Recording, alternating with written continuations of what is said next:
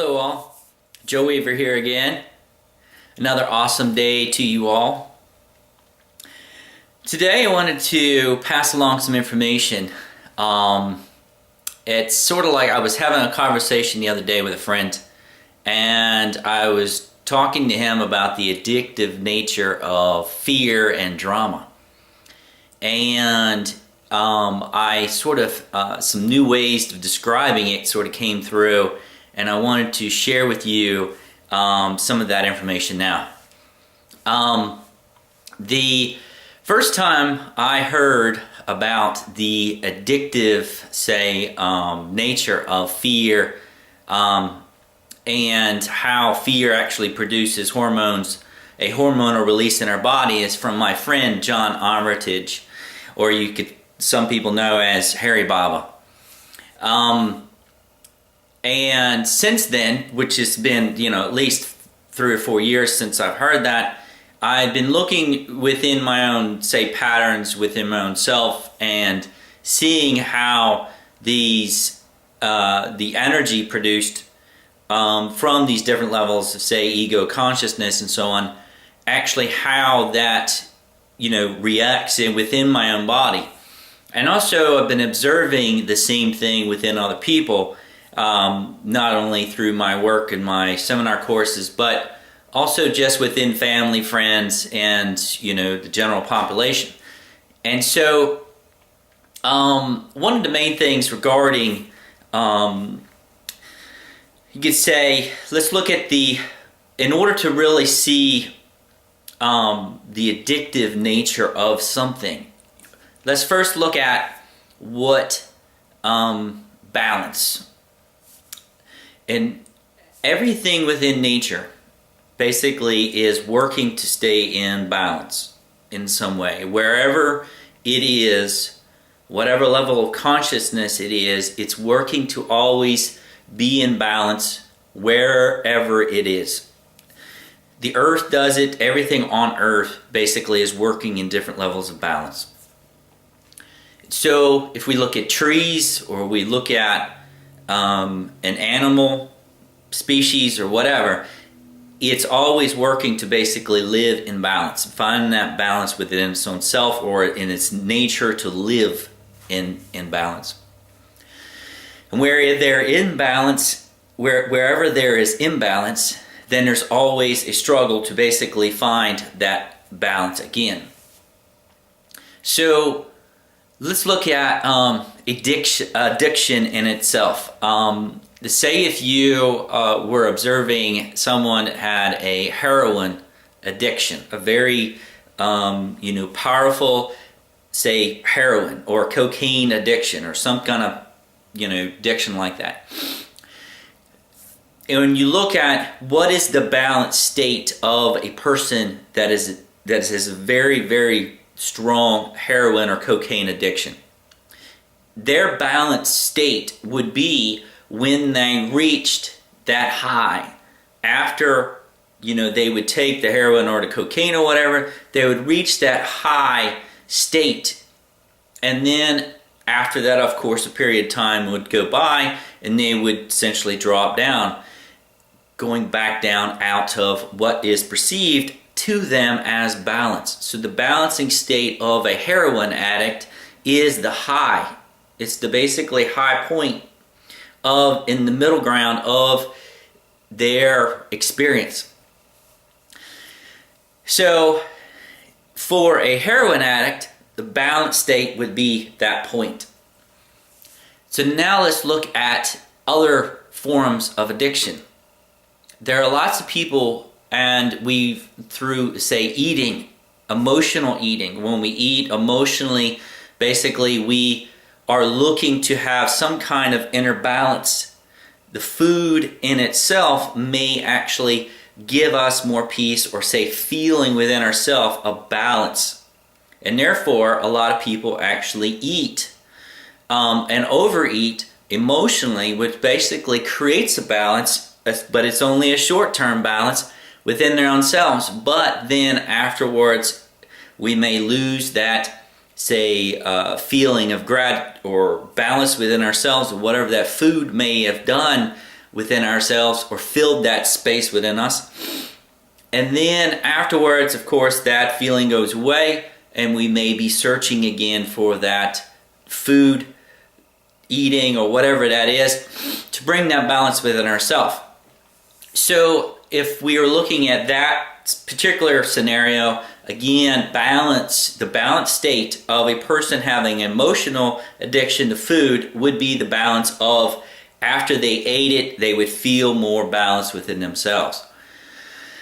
So there's all kinds of different scenarios you can look at to basically that looks at the balanced state. What is the balanced state of whatever that is, to whatever we do? So now let's look at the balance. What is the balanced state of ego consciousness? What is the balance? It is the ego within us that basically creates fear, judgment, and anger, and so on. And it is that anger, or say that fear, energy, when it's released within our body, it basically creates a hormone. It's a hormonal release. It basically sends our body and our levels of consciousness that we're operating in at that time into survival mode. And again, a lot of this stuff's already been proven by, mainstream science, is that when we are in fear state or anger state, we are in survival mode. The energetics of the body, or cells and so on, go into survival mode. So when that happens, when we have that hormonal release within the body, as with any hormone within us, basically it can be addictive. And the thing that I was describing to my friend the other day is that I would have to describe fear and the anger, or what a lot of people might not even know that they're in a fear state, or producing that fear energy within themselves. But they are searching for that energetic, say, high that they get from fear in all kinds of different ways within their life. It's going on these days all the time. And the majority of the people that are living in that state of vibration, or say energy, are not even aware what they're basically that level of energy or vibration that they're living in, which is, to me, even more of a highly addictive state than, say, heroin or some other kind of cocaine or high, very addictive, say, drug would be, because they're not, in order to really be living that fear of vibration of fear, and getting high off of fear, or say drama or anger and so on, is that we're not taking in anything outside of our body, say physically. We're not, say, drinking something, or not taking some kind of stimulant, or say we're not eating something physical and taking our body. When we're doing that, we're able to see the object, or whatever that is, and it's easier to say, okay, I'm almost putting this in my mouth, now I'm not going to eat it anymore. With fear, the energy of fear, anger, and drama, and that basic vibration of energy, we can't see it. It's not tangible. So therefore, it is that much harder to sense and or see what we are, the addictive patterns that we are living within, or allowing to exist within us. So one of the examples that I've seen is, say, that fear hormone, that hormone release, is not that necessarily we have to be so into that fearful state of some kind of event, is that people get high off of watching Fox News, or say watching the news on TV. And I've seen this, and I've been observing this for so many months now, and it's really amazing to me. The energy is being produced through the news, actually, then stimulates the energetic, or say you could say the cellular and so on hormone release within the body, which basically creates that high, that in a little bit of ways, you could say it a little bit of a blissful state of balance. And a lot of people that are addicted to, you could say, the news, or say some kind of drama. Say if you have or know somebody that goes to work and they get involved in other people's drama and the other people's fear, or whatever other people are going through in their lives, and they feed off of it. They talk about it, and then they basically are living that vibration, and vibration is within this. So they're seeking out drama. They're seeking out those crazy situations that other people are going through, and basically feeding off of that energy. What that energy is doing is it's creating that hormonal release within their body that basically then brings them up to that high state, that balanced state. And so in order for us to basically break out of that fear, or that, as I've described it, the drama state, is to see that basically what we are in the midst of, in all of that stuff, is a very highly addictive state of consciousness. And that is produced through the ego. And so it's pretty interesting to have more definition, or to be able to see this, how it's actually created, how it's actually a chemical reaction within the body. But it's up to us to change the patterns in order to break out of any addiction. And as many of you know, with people that have addictions, the majority of them, until they actually are willing to break out of that addiction, live in denial of the addiction. And the majority of people on the planet up until this time have been living in that fear state, that vibration of that fear and ego consciousness, unconsciously. They don't even know that they're living in that vibration, but they are. And we have been, I've lived there myself. But the main thing is through our own observation and seeing how and what we are giving our power away to, and actually monitoring our own vibration throughout the day, and how different scenarios in our life are affecting our inner vibration, then we start to see these patterns, and we're able to then change what we got going on, what we're giving our power away to. Say these fearful or drama. Are we feeding off the energy of other people's drama? Are we feeding off the energy of the drama in the world through news and so on? And being able to see, again, what we got going on from within ourselves. And so, as I was saying, no matter what level of consciousness we exist within, or what level of awareness or vibration, there is a space of balance.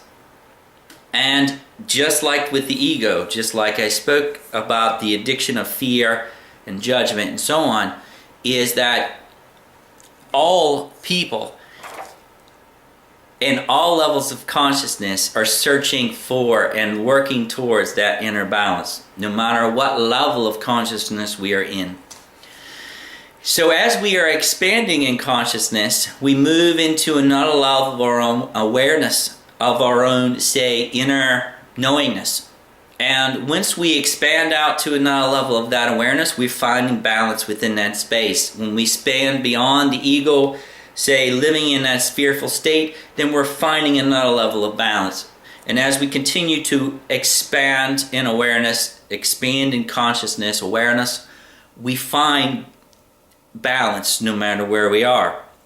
But it's up to us to want to and release the patterns from where we are in order to expand out to find greater balance and harmony. I wrote this little thing here with these circles and these little happy faces. You see this one right here, and then with each circle has another level of basically awareness. So if we were looking at, say, ego consciousness, that our own level of ego, and everybody has one. It's just tied to this physical body. And you could say that that's pretty much right here in the center. So, as with the ego is continually looking to find balance. Most of the time, the ego is looking outside the self to bring something in to find balance within itself. That is the reason why the ego is always in a continuous search, because there is no inner balance within the ego. The ego lives in constant flux, in constant search. So for us to find and connect more of our eternal light, our own, say, inner balance, our own divine balance within ourselves, we have to expand out and retrain the ego to be in balance in our, say, multi-dimensional connections. So as we expand out, you can see that we have another level of balance out beyond the ego. And as we expand beyond the ego, we may find more inner balance, more peace, more, say, oneness connection with the world and with the universe or other people and so on. And as we expand out from there again, we have more levels of connection with our own self and more knowingness of who we are beyond, this physical body. And we keep on going, and this circle continues on and on and on. But the main thing is that as we continue to expand out, we start to see, and this is a pretty, probably crude looking thing here, but our multidimensional self is the accumulation of all the different levels of the self living in balance. So in order to basically be in balance and embody your multidimensional self, you got to be in balance with all the levels of yourself. And that has to do with the mental body, emotional body, and not only the physical body has to be taken care of, and the etheric body, and so on. And in order to really break out of the patterns of the mental mind, we have to observe them. We have to see what the patterns that we continue to reciprocate, that we allow to continue to play over and over and over within our mental mind. To observe the emotional body and seeing what we're giving our power away to, what toxic emotions that we're holding on to, the anger that we're holding on to from past experiences, the anger that we're holding on to of other people's,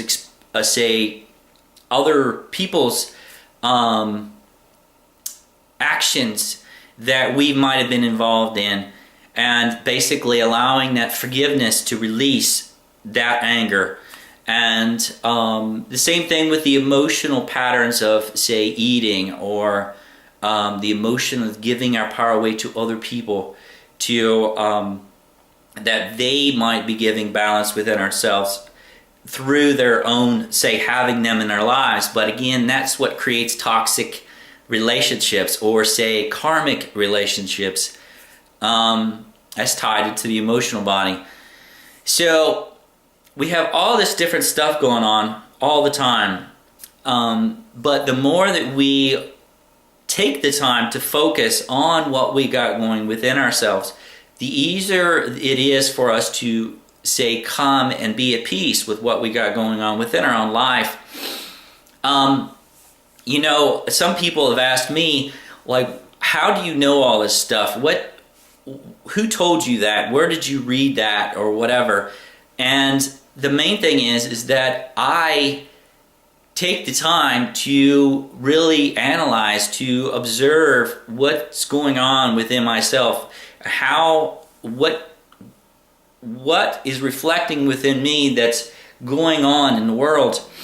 And this is what I've been doing for years, and it's just natural to me. This is a passion of mine, to be able to see, and that's the reason why in my description of my website I sort of describe myself as a researcher and a scientist of consciousness. And this is not the first life that I've done this. You know, I've had other lives where I've basically just focused on energy. I've focused on how energy affects consciousness. It's just who I am. So I'm having fun. This is fun to me. Just like other people, you know, may spend a lot of time researching or like sports, like football. And some people spend so much time researching football and football players. They know their stats of the different football players and the teams and who's doing what and everything. If you ask me what's going on with the playoffs of the football right now, or what's this team's stats, I have no clue because I haven't taken the time to actually, you know, find out and research it. So everything that I'm talking about here and right now is simply through my own observation. I've taken the time to focus on these things, and this to me is my passion. So find your own passion, and then also try to see the joy in learning more about yourself, seeing how and what we got going on here in the world, and how what's going on in the world is reflected within us, and being able to release those patterns and in a lot of different ways, those addictions to fear and or drama or judgment and so on, and how that's actually where your inner balance is. Is it based in where is your balance right now, and what vibration is that balance? Is that inner balance within you based in joy, peace, love, and happiness? Or is it based on some kind of trauma, fear, you know, and other things with going on in the world? What are you feeding off of? What is your inner peace and balance feeding off of that's bringing that balance?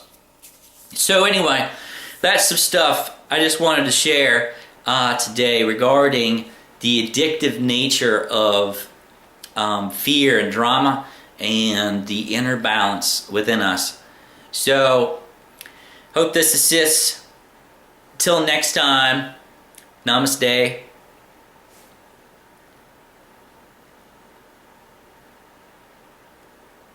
Have a good one. See you next time.